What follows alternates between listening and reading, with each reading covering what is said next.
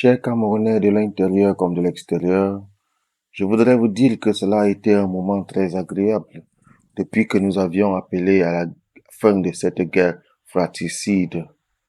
Pour les Camerounais de moins de 40 ans qui croient que nous pouvons obtenir la paix, la liberté, la tranquillité et la prospérité au Cameroun sans la violence. Pour ceux qui sont au-dessus de 40 ans et qui partagent notre vision, nous vous souhaitons la bienvenue. Et que vous pensez que nous ne pouvons obtenir la paix que dans la violence et la guerre, sachez que cette mission n'est pas à vous.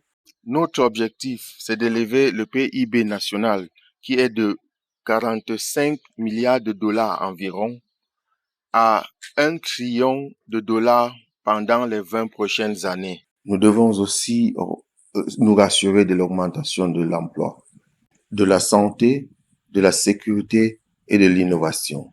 Tout ceci en partenariat avec le gouvernement pour renforcer le secteur privé. Notre stratégie est si simple: de former les jeunes Camerounais dans les industries actuelles qui transforment l'économie mondiale. Il en existe 7 différentes industries qui transforment actuellement l'économie globale. Nous avons en outre le secteur financier, le secteur technologique, l'urbanisme et l'habitat, l'agriculture et la transformation alimentaire, la santé et l'énergie renouvelable, ainsi que le divertissement et l'industrie des médias. Nous avons pour mission de former 3000 Camerounais dans ces différentes industries. Cela nous créera de l'emploi qui transformera notre économie. Notre conversation de ce soir va nous enseigner ce que nous appelons le patriotisme. Ça veut dire quoi être Camerounais et qu'est-ce que le Cameroun veut? Que représente le Cameroun aux yeux du monde entier? Pour un Camerounais moyen, cette conversation n'a jamais été entendue depuis plus de 63 ans. Vous vous poserez certainement la question à savoir, qu'est-ce que le patriotisme? En définition, le patriotisme, c'est l'amour de la patrie et le respect de ses institutions. Pour le Cameroun, il s'agit de la liberté d'expression et la liberté d'entreprendre. Pour un Cameroun solide et puissant, il faut une économie forte. Comme nous envisageons booster le secteur privé, nous devons solliciter auprès du gouvernement la baisse des impôts et la diminution de l'inflation, tout en augmentant le taux de l'emploi. Le taux par personne des impôts au Cameroun varie entre 10 et 30%. Le taux d'inflation a accru de 6,2% en novembre, pourtant 6,8% en octobre 2023. Nous avions un taux de chômage de 4% en 2022, justifiant ainsi un déclin de 0,12% par rapport à 2021. Afin de bâtir un Cameroun offrant des opportunités égales à tous les Camerounais, nous devrons désormais nous habituer à certaines valeurs. Qu'en pensez-vous lorsque vous entendez parler du Cameroun? Le Cameroun que nous envisageons, c'est un Cameroun où la liberté prévaut. Ce Cameroun que nous envisageons, c'est un Cameroun qui prône l'égalité. Le Cameroun que nous envisageons, c'est un Cameroun où l'individualité est célébrée. Nous envisageons aussi pour le Cameroun une bonne démocratie. Le Cameroun que nous prônons pour les 20 prochaines années, c'est un Cameroun qui célèbre la diversité. Nous envisageons aussi un Cameroun qui encourage le capitalisme. Il existe des caractères que nous devons adopter en tant que Camerounais si nous voulons bâtir cette nation et l'élever d'un PIB de 45 milliards de dollars à un produit intérieur brut d'1 billion de dollars pendant les 20 prochaines années. Nous devons être résilients tout en travaillant plus dans les secteurs auxquels nous croyons sans toutefois se décourager. Nous devons tous être ingénieux. Nous devons tous être ingénieux, créatifs et avoir la capacité de solutionner tous nos problèmes. Nous devons tous être optimistes afin de frayer ce chemin pour un Cameroun meilleur. Les Camerounais doivent célébrer l'autonomie et valoriser la liberté individuelle. Nous devons bâtir un esprit d'entrepreneuriat. Les Camerounais doivent valoriser l'entrepreneuriat, le business, créer des richesses par le travail acharné et l'innovation. Les Camerounais doivent être courageux, braves, tout en sachant qu'ils sont appelés pour faire la différence dans le monde. Les Camerounais doivent être unis et faire confiance entre eux. Tout Camerounais doit être généreux en faisant des gestes de philanthropie. Notre organisation s'appelle le PDDC, qui veut dire Projet de développement durable pour le Cameroun. Nous avons cette forte croyance que si nous mettons sur pied des structures fortes et solides, nous serons capables de transformer notre économie tout entière. Il y a plus de 7 ans que nous faisons une guerre. Cette guerre n'a été financée par aucun gouvernement. Si nous avions pu cotiser de l'argent pour acheter des armes, nous pouvons aussi cotiser de l'argent pour bâtir notre nation. C'est pourquoi le PDDC s'engage à ce projet. Et cette fois-ci, ce sera différent. Vous n'allez pas seulement donner pour la cause, mais vous allez investir pour la cause. C'est-à-dire, tel qu'en soit le montant que vous investissez dans ce projet, vous allez récupérer tout votre argent ainsi que les revenus engendrés. Ces industries seront grandement productives et créera de l'emploi, mettant sur pied des produits et des services nécessaires pour tous les Camerounais. Ainsi donc, vous devez avoir des profits pour vos investissements. Lorsque vous investissez dans la guerre, vous n'achetez que des armes et des munitions qui vont détruire la nation. Et pourtant, tout ceci est irrationnel. Mais lorsque vous investissez dans la rationalité, vous-même, vous allez témoigner des fruits de votre dur labeur. Nous commencerons par l'agriculture. Et j'aimerais que vous imaginez que si nous rassemblons une équipe des agriculteurs constituée d'un manager de projet, d'un ingénieur agronome, un gestionnaire de ravitaillement, un directeur financier, un manager de vente et marketing, un ingénieur agronome, un directeur de personnel, un écologiste, un conseiller, un spécialiste en informatique. Ça, ce sont les 10 domaines que nous devons ériger rien que dans le domaine de l'agriculture. Dans le second industrie, c'est-à-dire l'industrie technologique, nous aurons besoin d'un directeur de technologie, d'un directeur exécutif, d'un manager en information et communication, d'un directeur de production, d'un directeur de données ou bien manager des données, un chef de sécurité, un directeur de marketing, un directeur financier, un manager des opérations et un directeur des ressources humaines. Ça, ce sont les représentations des 10 domaines dans le secteur technologique. Si nous avons tous ces individus très bien formés, le secteur technologique au Cameroun sera boosté de l'intérieur comme à l'extérieur. Il en est de même pour l'immobilier et la construction. Nous pourrions désormais construire des routes reliant les plantations au marché.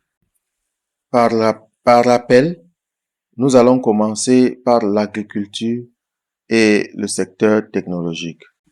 Avec l'immobilier et la construction, nous aurions besoin d'un directeur exécutif, d'un directeur des opérations, d'un directeur financier, d'un chef de développement, d'un directeur des travaux, d'un légaliste, d'un directeur marketing, d'un ingénieur de durabilité, et d'un ingénieur technologique. Ceux-ci rassurent qu'un projet fonctionne normalement. Lorsque ces 10 domaines dans le même secteur fonctionnent en harmonie avec des individus compétents qui ont été formés par les meilleurs experts de par le monde. Avec ceux-ci, nous avons de la garantie pour le succès. Ainsi, pour le secteur financier, nous allons ériger dans le secteur privé au Cameroun les mêmes expertises que dans les précédentes industries. Il en est de même dans le secteur de santé, de penser à un système qui va créer des hôpitaux et des centres de santé au service des communautés, au service de la nation. Il en est de même pour l'énergie renouvelable. Nous aurons besoin d'un directeur de projet, un ingénieur en énergie renouvelable, un écologiste, un directeur financier, un analyste de la politique de régulation, une chaîne de ravitaillement, ainsi qu'un spécialiste de procédure, un expert en énergie renouvelable, un directeur de statistiques, un expert en santé et sécurité environnementale, un directeur des études environnementales. La raison pour laquelle nous proposons toutes ces structures, c'est parce que nous devons penser à notre responsabilité sociale, qui stipule que, en toute chose que nous faisons, nous devons prendre soin de notre environnement. Parce que si nous détruisons notre environnement, nous allons souffrir dans le proche avenir. C'est pourquoi la plupart des projets échouent, parce que nous ne respectons pas la norme et que les personnels à qui ces travaux ont été légués ne sont pas bien formés. C'est pourquoi certains d'entre vous qui font partie de bâtisseurs, de l'Université des bâtisseurs de la nation, vous traversez la première étape qui consiste à bâtir votre mindset pour les projets envisagés. Comme je l'ai dit précédemment, l'objectif est de mettre sur pied 3000 Camerounais. Nous voulons juste 10% de cette population qui est environ 30 millions d'habitants. Nous voulons former 3 millions de Camerounais et que à la fin, nous retiendrons 3000 qui représentent les 10%. Les meilleurs, les experts qui seront formés par nous et par les meilleurs de par le monde et qui seront capables de maîtriser chaque secteur dans lequel ils s'y trouvent. C'est-à-dire que lorsque nous réalisons un projet, nous avons de la garantie absolue que ce projet réussira. Nous n'en doutons pas. Nous savons exactement ce qui fonctionne et c'est ce que nous devons faire.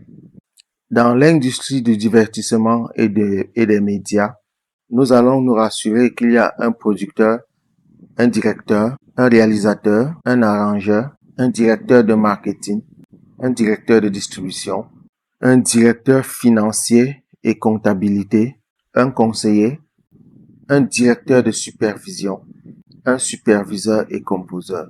La raison pour laquelle j'énumère ces choses, c'est parce que Hollywood aux États-Unis, lorsqu'il s'engage pour un projet, nous savons d'avance que ce projet sera un succès. C'est la structure similaire que nous devons bâtir au Cameroun. C'est-à-dire, si nous avons un artiste qui est talentueux et que nous voulons investir dans sa carrière, nous ne douterons pas. Cet artiste réussira. C'est-à-dire, si le PDDC te choisit comme artiste sur lequel ils veulent investir, vous aurez la garantie pour une bonne réussite. Voici comment le secteur privé doit fonctionner en partenariat avec le gouvernement pour créer des opportunités à tout citoyen dans une nation. Les États-Unis ne sont pas nés du jour au lendemain. L'Amérique est ce qu'elle est aujourd'hui parce que le peuple a intentionnellement décidé de mener cette transformation. Et c'est exactement de la même manière que nous allons procéder ici au Cameroun. Voilà. Nous nous sommes déclarés la guerre depuis près de 7 ans. Et je voudrais que nous comprenions qu'il y a plusieurs facteurs qui peuvent vous assurer de la victoire dans une guerre. La raison pour laquelle nous avions mis fin à cette guerre, il n'existe aucune possibilité, aucune chance pour que cette guerre menée par les Ambazoniens soit une réussite. Et ça, pour plusieurs raisons. Je voudrais tout simplement vous dire que pour ceux qui ont déjà dépassé 40 ans et qu'ils veulent continuer à se combattre, plusieurs nations de par le monde ont déclaré des guerres qui ont pourtant réussi, et il y en existe aussi plusieurs nombres de nations dans le monde qui ont déclaré des guerres qui se sont heurtées à l'échec. Nous devons comprendre qu'il existe plusieurs facteurs. Il y a plusieurs facteurs qui peuvent vous prouver si un individu est capable de gagner une guerre. Voici l'exemple d'une guerre qui a réussi et que plusieurs personnes l'ont reconnu. C'est la guerre révolutionnaire américaine, la guerre de la Révolution pour l'Amérique, qui a eu lieu de 1775 à 1783. Pourquoi est-ce que les Américains ont gagné cette guerre? Premier facteur, les Américains avaient des alliés. Dès 1775, au tout début de cette guerre, la France a soutenu les États-Unis. Et pourtant, depuis plus de 7 ans, nous n'avons eu de soutien d'aucune nation de par le monde. L'Espagne a soutenu les États-Unis. Les Pays-Bas ont soutenu les États-Unis.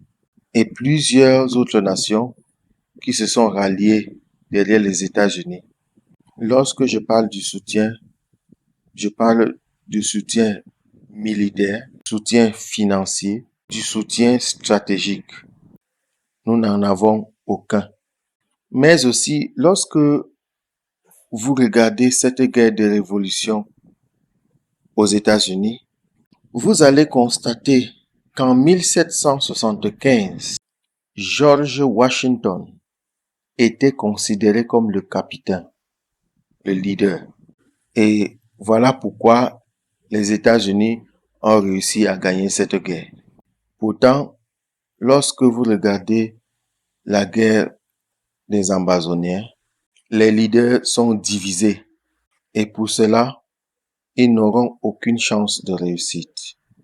Et voici pourtant l'une des raisons pour laquelle lorsque nous regardons cette situation, nous pouvons en déduire que vous n'avez aucune chance de gagner. Déjà que jusqu'ici, lorsque vous regardez cette guerre menée par les Ambazoniens, vous pouvez déjà constater qu'il n'y a aucun objectif. Vous avez des multiples leaders qui ont entre eux de différentes idées, de différentes articulations pour une même guerre, ainsi que de différents objectifs et de différentes intentions envers leur population. Ces trois facteurs que nous énumérons sont les facteurs qui ont pourtant amené les États-Unis à la victoire face à la guerre de libération. Ils avaient des soutiens venant des autres nations. Le leadership était uni et ils avaient un objectif clair et une ambition commune qui les a amenés à gagner cette guerre de libération. Ils ont aussi pris l'Érythrée comme une référence. Et je voudrais leur dire ceci.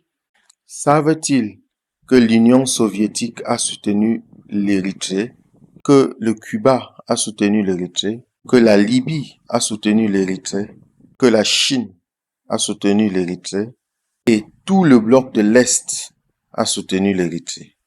Malgré tous ces soutiens, ils ont mis 30 ans pour gagner cette guerre. L'obligation d'imposer les taxes de libération en résulte du fait de manque de soutien par une quelconque nation.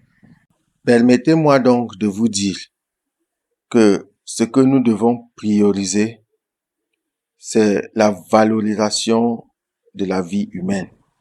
Vous ne pouvez pas fabriquer un être humain. Ça, c'est une souveraineté qui émane de Dieu, lui seul. Donnons de la valeur aux vies humaines. Le fait que les guerres se sont succédées au cours de l'histoire ne nous amène pas à en déclarer une pour atteindre nos objectifs.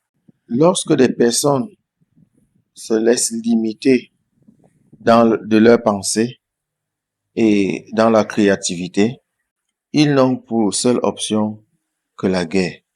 Lorsque les personnes ne sont pas créatives, lorsque les personnes ne peuvent pas résoudre leurs différences, du coup, il en résulte des conflits.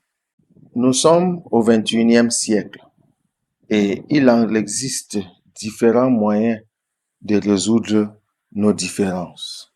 Vu la disponibilité et des systèmes d'information que nous avons à notre possession, permettez-moi aussi de partager avec vous 4 domaines dans lesquels l'unité parmi les leaders joue un rôle significatif.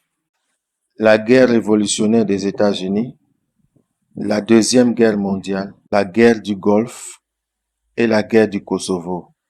Et j'aimerais aussi partager avec vous une liste des guerres qui se sont avérées à un échec au cours de l'histoire. La guerre pour le Sahel, la guerre de l'Espagne, la guerre de 30 ans, la guerre de 1912, la guerre de Crimée, la guerre russo-japonaise, l'invasion de l'Irak, ainsi que la guerre en Afghanistan. Toutes ces guerres ont échoué par manque de vision claire. Toutes ces guerres ont échoué par manque de soutien venant d'autres peuples. Ces guerres ont échoué parce que les leaders étaient désunis. Ces 3 facteurs clés sont très importants à en tenir compte. Et lorsque vous vous regardez, posez-vous des questions. Est-ce que les différents facteurs énumérés prévalent en cette guerre? and be able to carve.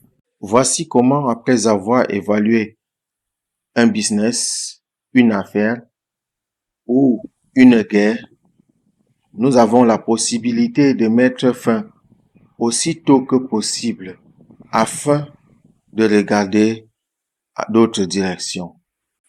Et d'autres facteurs énumérés pour cette soi-disant guerre, c'est que les enfants juifs ont été libérés de l'Égypte. Et je vais vous rappeler ceci. Ils avaient un leader qui s'appelait Moïse. Et tout Israélien, tout Juif se rattachait derrière lui.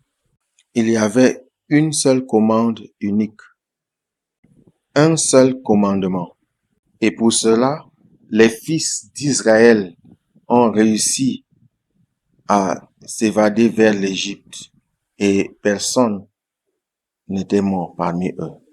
Le leadership est la clé de toute chose. Tout projet dans lequel vous voulez vous embarquer, le leadership est primordial. Lorsqu'un leadership échoue, le projet échoue. Les affaires échouent, les guerres échouent, et c'est pourquoi nous devons nous ressaisir et travailler sur nous-mêmes, penser à nos communautés, apprendre comment résoudre les conflits et apprendre comment réunir d'autres leaders pour que, enfin, nous parlons d'une même et d'une seule voix. Une chose est certaine, c'est que partout où vous y êtes allés, on vous a dit cette même parole, que vous tous, vous devez vous réunir en une seule voix. Nous entendons des fragments d'histoire venant de part et d'autre, et à la fin, nous n'avons personne à en croire. Et ils disent, oh, le gouvernement ne veut pas dialoguer. Si donc le gouvernement veut dialoguer, avec qui va-t-il dialoguer donc? Et quel sera le thème de discussion entre ce gouvernement et vous. Les différents leaders ont autant de points de vue face à cette même guerre.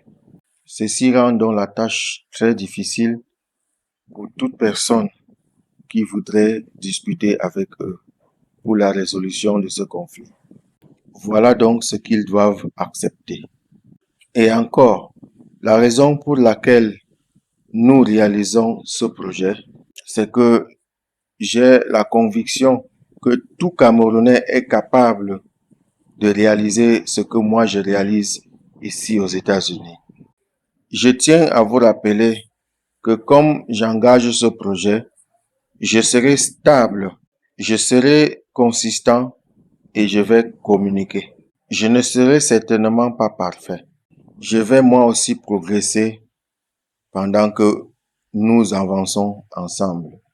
Il y a des Camerounais partout qui sont très intelligents et ont du potentiel dans tous les domaines dans lesquels nous voulons nous exercer. Vos expertises seront nécessaires. Vos conseils seront nécessaires. Votre participation sera nécessaire. Si nous voulons voir un Cameroun prospère, nous devons coopérer en tant qu'une seule personne. Créons une identité de telle sorte que toute personne de par le monde, lorsqu'ils auront affaire à nous, ne douteront pas une seule fois de savoir que celui-ci, c'est un Camerounais. Voici un Camerounais. Lorsque vous regardez un produit qui est fabriqué aux États-Unis, vous pouvez facilement distinguer ce produit de tout autre produit. Lorsque vous écoutez un artiste des États-Unis, vous distinguez facilement cet artiste des autres. C'est pourquoi je vous exhorte, mes frères, il est grand temps pour nous de développer une identité unique, une identité typiquement camerounaise, qui exhibe notre créativité, qui nous distingue facilement des autres. Ne soyons pas des clones des autres nations africaines. Ce continent contient environ 1,4 milliard d'habitants. Toute l'Europe a approximativement 750 millions d'habitants. Et jusqu'ici, ils ont une identité unique. Les Allemands ont une identité unique. Les Britanniques ont une identité unique. Et pourtant, le continent européen n'est ni vaste ni large comme le continent africain. Nous ne pouvons pas être des clones d'autres nations. Nous devons être uniques et distingués par rapport à tout autre pays africain. Tout ceci commencera lorsque nous allons développer la capacité typiquement camerounaise, ce qui fait de nous des Camerounais authentiques. Voilà pourquoi nous avons la confusion dans cette nation. Voilà pourquoi c'est difficile pour nous de nous unir. C'est pourquoi nous nous insultons dans les réseaux sociaux. C'est pourquoi nous ne célébrons pas les individualités dans les communautés. Au lieu que nous nous réunissons derrière toi pour t'élever, nous nous réunissons pour te rabaisser plutôt. C'est pourquoi c'est difficile de réaliser des projets à long terme. Lorsque vous entrez en partenariat avec un individu, après 5 mois, 6 mois, il veut s'en passer de vous et aller se développer seul. Nous ne pouvons pas bâtir un État, une nation avec cet esprit. Nous ne pouvons pas obtenir du succès avec cet état d'esprit. Nous devons développer une identité, développer des caractères, de telle sorte que si nous rencontrons quelqu'un de par le monde, il saura, une fois et sans douter, que ce Camerounais va réaliser ce projet, que nous pouvons faire confiance à cet individu. Ce Camerounais va nous rendre service et c'est la forme que nous voulons développer pour cette identité typiquement camerounaise. Cette fois-ci, les choses seront différentes. Les choses seront faites avec amour, la stratégie, le courage, la passion, tous ces attributs de résilience. Voilà ce que tout Camerounais doit propulser de par le monde. Voilà donc l'image que nous voulons montrer de par le monde pour tout Camerounais, tel qu'en soient ses antécédents, qu'il ait été ambazonien, qu'il ait été criminel, bandit ou quoi que ce soit, et même pour les victimes de la guerre amazonienne, nous vous recevons ici. Nous vous accueillons ici même, sur cette plateforme, pour la réconciliation, la reconstruction et le pardon, afin que nous puissions nous aider à bâtir une nouvelle vie, une nouvelle vision pour un meilleur lendemain ici au Cameroun. Pour que, afin, partout où que vous soyez dans le monde, vous pouvez boaster du fait que vous êtes Camerounais. Voilà donc ce que nous envisageons pour notre nation pour les 20 prochaines années. Une nation qui deviendra le désir du monde entier. Ce sera le premier pays au monde avec un PIB d'1 trillion de dollars. Nous pouvons y arriver et nous avons la possibilité pour ça. Si nous mettons en valeur les possibilités énumérées, nous aurons des bons résultats. Je crois en nous. Je crois en toute possibilité de cette nation.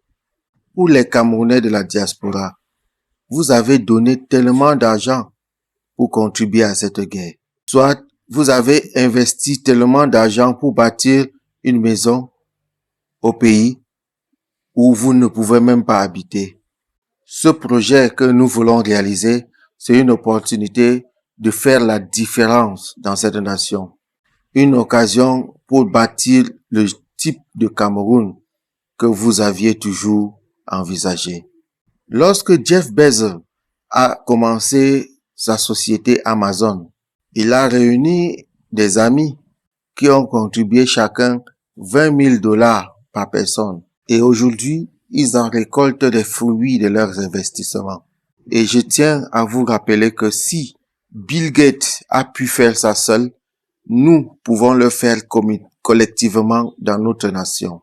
Si Mark Zuckerberg a pu créer une plateforme comme Facebook, nous pouvons collectivement faire une différence dans notre nation. C'est le moment pour nous d'agir. C'est le moment pour nous d'investir sur quelque chose de plus grand que nous-mêmes. C'est ton moment de faire la différence pour ta nation et bâtir le type de Cameroun que vous aviez toujours rêvé. Imaginez un seul instant lorsque nous allons créer une banque ou un crédit communautaire sous cette organisation et que ensemble nous cotisons de l'argent dans cette même banque pour réaliser tous ces projets et nous rabaissons le taux d'intérêt de 1 à 2% pour la moyenne nationale. Si vous voulez faire un prêt auprès de cette banque et que vous aviez fait des études sous notre plateforme et nous avons la garantie que ce projet va réussir, nous allons te faire ce prêt tout en tenant compte des intérêts en dessous de la moyenne nationale.